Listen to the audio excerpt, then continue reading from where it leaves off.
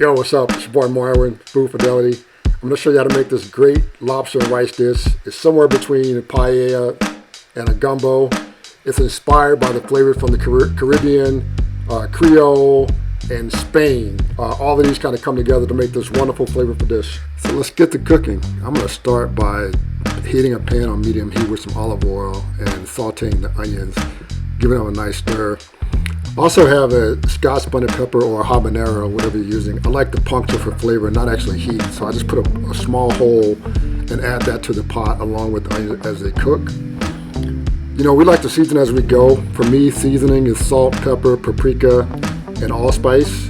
I'm gonna saute my garlic a little bit. Don't want to cook them too long because it'll burn the garlic, right? So you only want to saute them for about 30 seconds or so. Just enough heat to kind of release their flavor.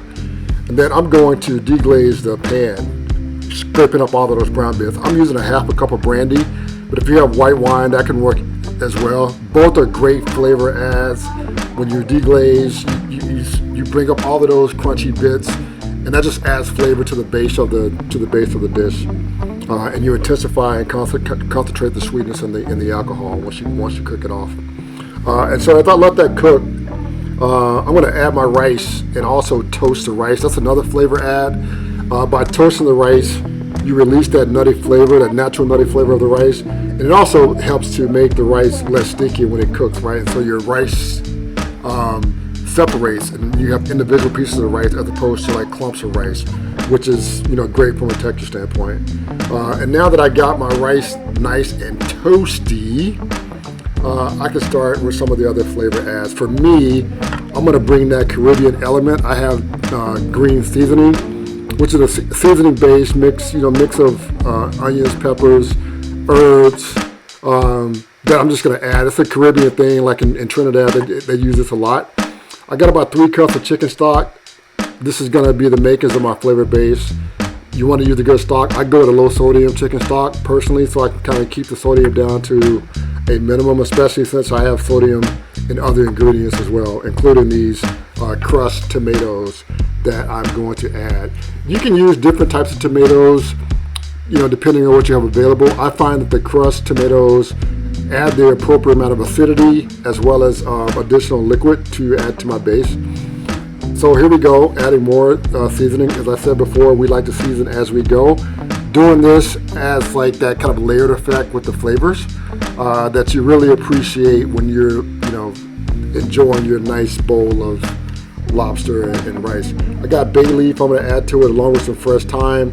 Again, I got that kind of Caribbean vibe going, along with some frozen okra that I'm going to add. The okra is going to add like some thickening agent to it, and so be mindful of that. In addition to, like, I love the flavor of okra. So all of this together, I'm going to let it simmer for about 15 minutes.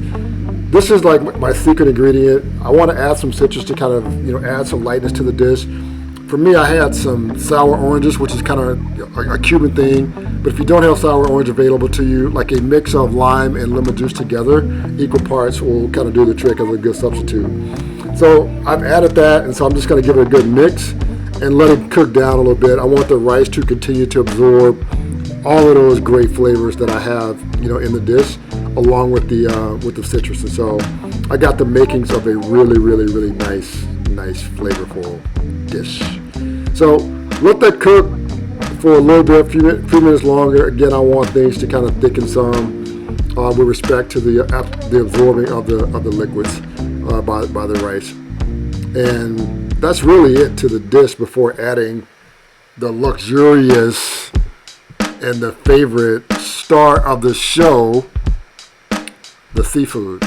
So I got my ingredients mixed pretty well, and we don't want to cook the seafood too long because it doesn't take a long time for seafood like lobster and shrimp to cook.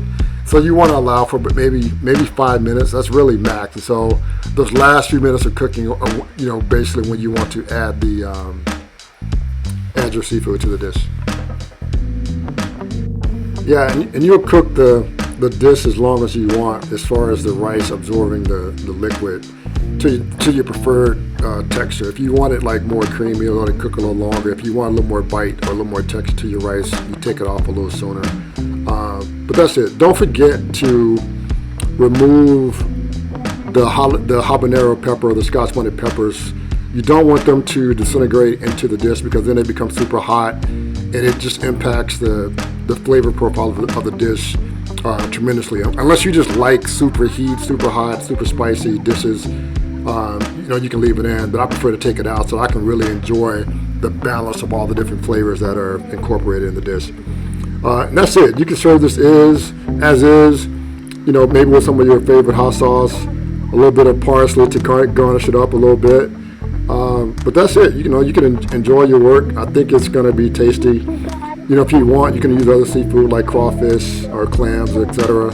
But this is basically kind of like almost like a paella, but more of a. If you like the dish, leave a comment. Most importantly, though, don't forget to hit that red subscribe button. Thanks. Peace.